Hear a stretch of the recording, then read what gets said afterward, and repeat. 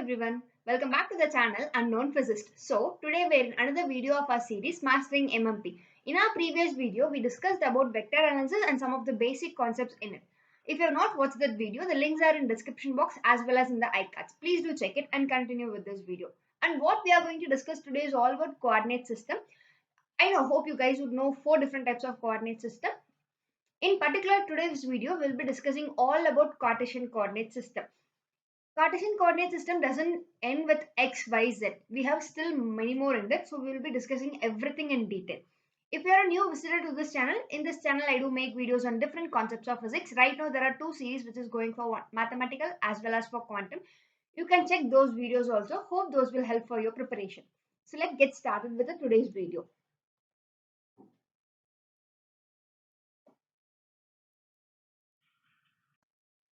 So as we discussed, we will be seeing all about coordinate system in general. So we will be looking into curvilinear coordinate system.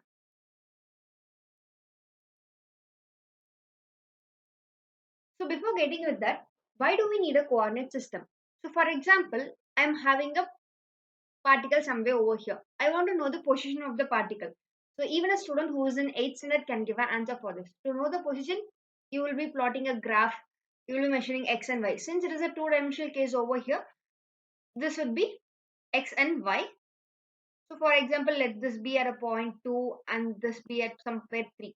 So this is how you give the position for your particle, right? So to represent some position or a vector field like your magnetic field, electric field, we need the coordinate systems. So this is the reason why do we use a coordinate system. So we have 3 types of coordinate system in curvilinear coordinate system, which are Cartesian, and the next is cylindrical, and the last one is spherical. Last one is spherical. In cylindrical, we have a special case which is nothing but plane polar. Which is nothing but plane polar. Okay, and these 3 coordinate systems are called as orthogonal system. They are called as orthogonal system. Why do we call them as orthogonal system? Because they are like, what do you mean by orthogonal? Orthogonal means mutually perpendicular, right? Mutually perpendicular. What is perpendicular? So the unit vectors of these coordinate systems are mutually perpendicular. The unit vectors are mutually perpendicular. So only we call these 3 systems as orthogonal systems, right? So in particular today we will be discussing all about Cartesian system. So you need to know certain things. Cartesian system. So Cartesian system is generally represented by x, y, z. So we have a range for x, y, z. So which is from, for x it is from minus infinity less than x less than infinity, and for y it is minus infinity less than or equal to y less than or equal to infinity, and then for z also minus infinity less than z less than or infinity. So this we call as range. So range of x, y, z is this. So similarly, in my upcoming videos, we will be looking into everything particular for cylindrical, plane, polar, spherical. We will be discussing certain elements over here. At end of the video, I will be giving an idea how you should read this. So don't forget to check the complete video. So let's get started in looking into the video detail.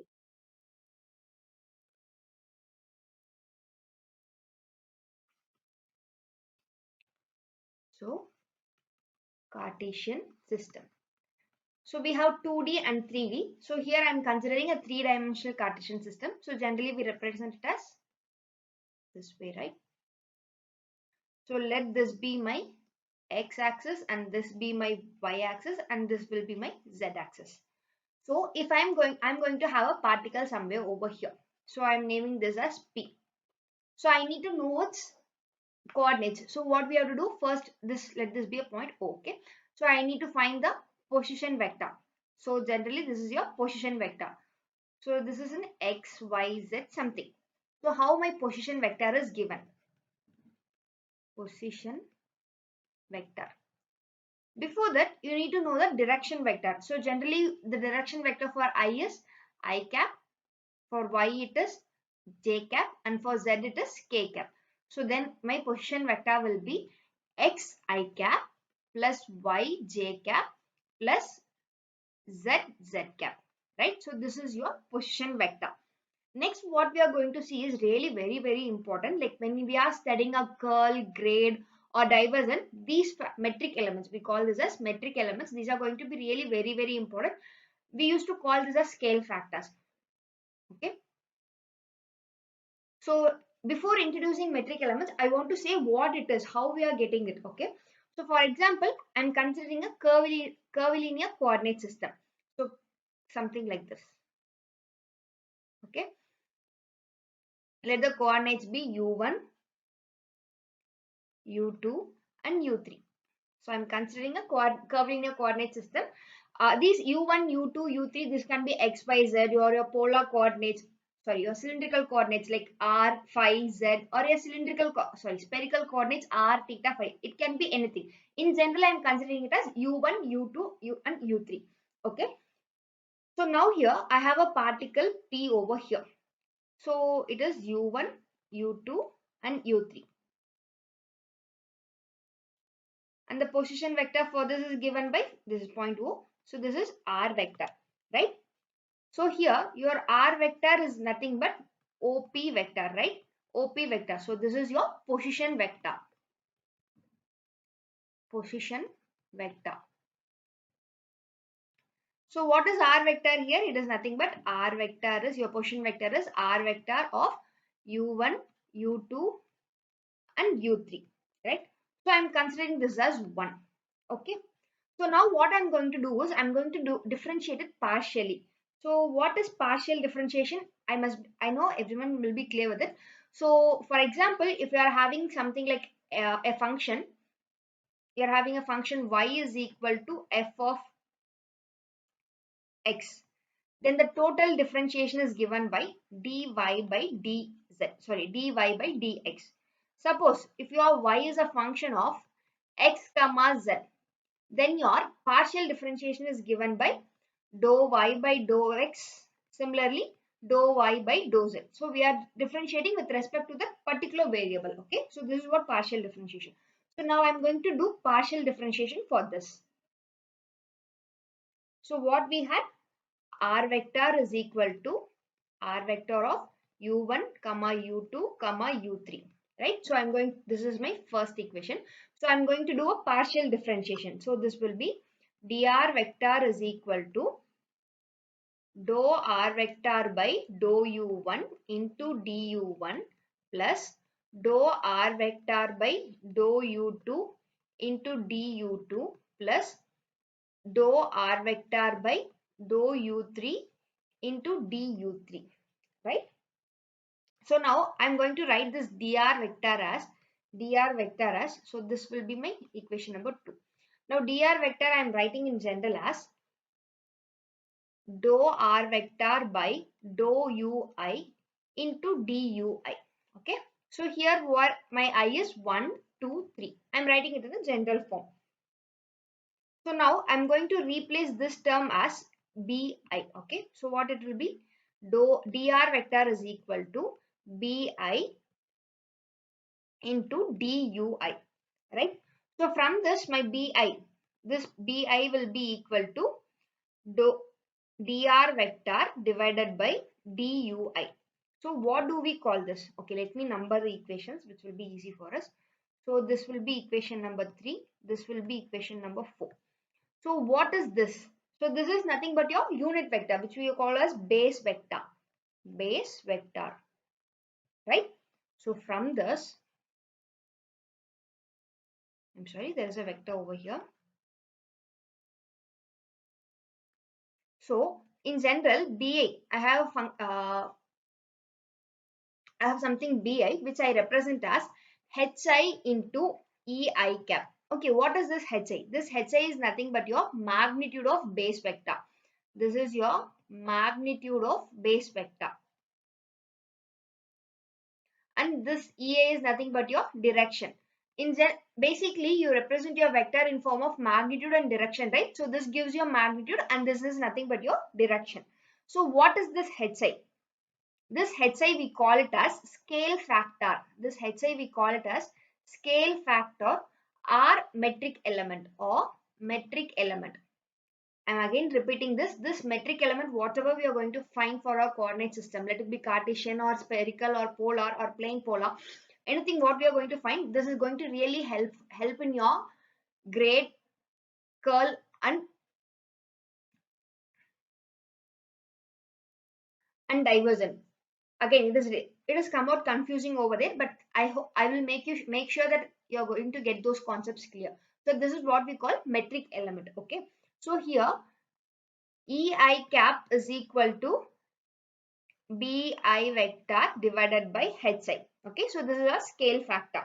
So what I'm going to do is I'm going to rewrite this fourth equation as dr vector is equal to hi into ei cap into duy. Okay, you have to just remember this. This is what we are going to use. Okay, so let us see what are the metric elements for a Cartesian system. So again we are going to see the metric elements of Cartesian system, right? So here I have my coordinates. This is my z axis, this is my x, this is my y. So I cap, j cap and k cap. Fine, everything is good. So how do I find the metric elements in this case? I have a particle p something over here and the position vector is given by r vector. And this is x, y, z. Fine. So now how the metric element is determined here is, let us consider a vector increasing the direction of x. So a vector increasing in the direction of x.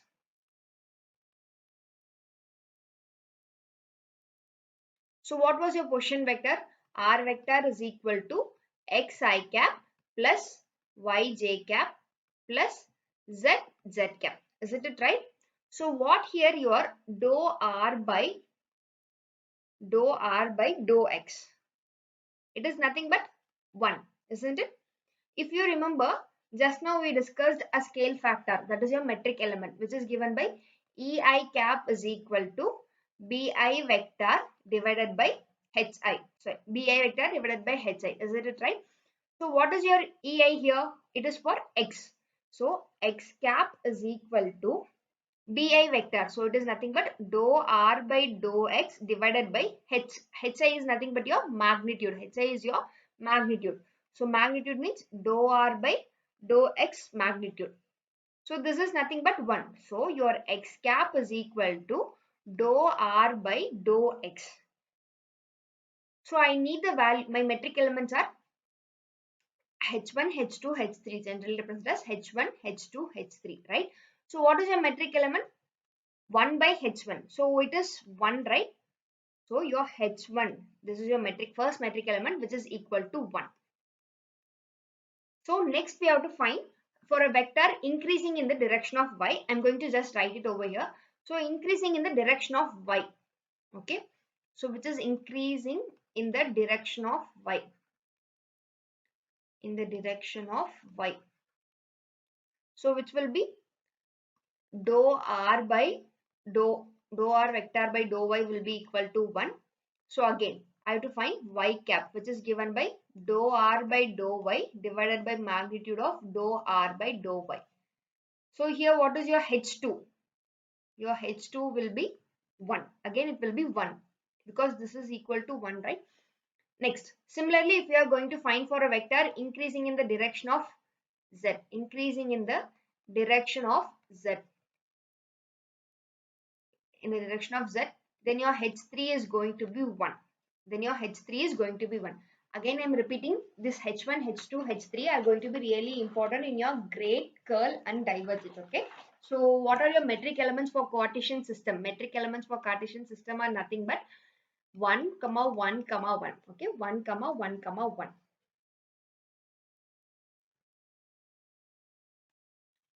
And the next one, what you need to know is your elementary vector.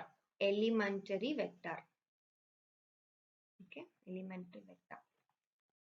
So for the first, let me consider my position vector, which is xi cap plus yj cap plus zk cap, right? So r vector is a position vector is a function of x comma y comma z. So I have to do a partial differentiation. So dr vector is equal to dou r by dou x into dx plus dou r by dou y into dy plus dou r by dou z into dz, right? So here my dr vector is nothing but, if I'm going to differentiate x I cap, I'm going to just get I cap into dx plus y cap into dy plus z cap into dz. So this is your, sorry, this is not cap, this is vector. So this is nothing but your, this is your elementary vector. This is going to be your elementary vector. Fine, good. Next are your length elements. Length elements. So length elements are nothing but dx, dy, dz. So when you are going to find your length, when it is in a case of one dimension. So if for example, I'm having a cube something like this. So I need to know this particular length. Okay, let me plot it properly. So this will be my x-axis. This is going to be my y. This is going to be my z. Isn't it right? So this is going to be your dx. This is going to be your dy. And this is going to be your dz. So if I need to find the length element of this particular region, then it is dx. Similarly, dy and dz. Next is area elements. Next is area elements. Okay, area elements. So how do we find the area? So let me plot it again.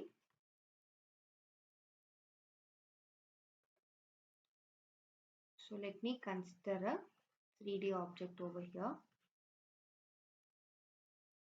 So this is going to be x, this is y, this is z.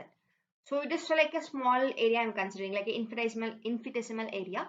So this is dx, this is dy, and this is dz. So first let me find the area in x direction. Area in x direction, that is in the x plane.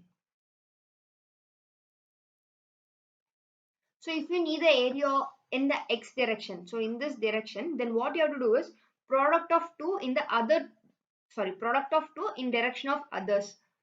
So it is given generally product of 2 in the direction of others. Direction spelling, direction of others. Okay. So how do we give it over here? So ds is given by, for the x direction, it is given by dy into dz into x cap. Okay. Similarly, for the y direction, your area element is given by dz into dx into y cap. And for the z direction, this is for y direction and this is for z direction. For your z direction, it is given by ds is equal to dx into dy into z cap. So these three are nothing but your area elements. So similarly, we have a volume element. Volume element. So volume element for the Cartesian, it is given by dx into dy into dz. So dx into dy into dz. So we represent this as d tau. So d tau will be equal to dx into dy into dz. And the last thing is velocity elements. Velocity elements. So what is velocity? So velocity is nothing but rate of change of position with respect to a frame of reference. Generally it is time. We consider it as a function of time. So here it is given by dx by dt, similarly dy by dt, and similarly dz by dt. Isn't it right? So we represent this as x dot, y dot, and z dot. So these are the basic things which you are required to know in your Cartesian system. Again, I am repeating, don't forget to go through that metric elements. Again, this is going to really help you in your curl, divergent, and gradient. So what I need to do you after this is, so we'll be seeing other 3 coordinate systems soon in our next video. So just take a plain white sheet, divided it into 5 columns. Divided it into 5 columns. Okay, 5 columns. So what you have to do is, today we have seen Cartesian. So next we will be seeing cylindrical, and the next polar. At last we will see spherical. So you have to write your range. What are the different things we saw in today's class? So today's video. So we saw about range, we saw about position vector, we saw metric element, and we saw the elementary vector. Similarly, like area, volume, length elements, velocity elements. So similarly, we will be seeing all these in the Cartesian, cylindrical, polar, spherical. So you have to make this tabulation in a A4 sheet, and please do stick it to your wall. Have a habit of looking at it daily, because this is again going to really helpful in your upcoming problems in vector analysis. Okay, so just start doing it for Cartesian. If you have any idea for cylindrical polar, just give a try. You can post those answers in the Telegram group, which is Unknown Physicist. We will discuss over there also. So it might take other 3 to 4 videos. So once we are completely covering our coordinate systems, we will start solving a lot of problems in curl, divergent, and gradient. Hope now you would have got a clear idea about Cartesian system. If you have any doubts, feel free to ask it in the comment section. And if you think this video is going to help for anyone's preparation, don't forget to share this video. Till then, everyone, keep practicing. Bye bye. Have a nice day.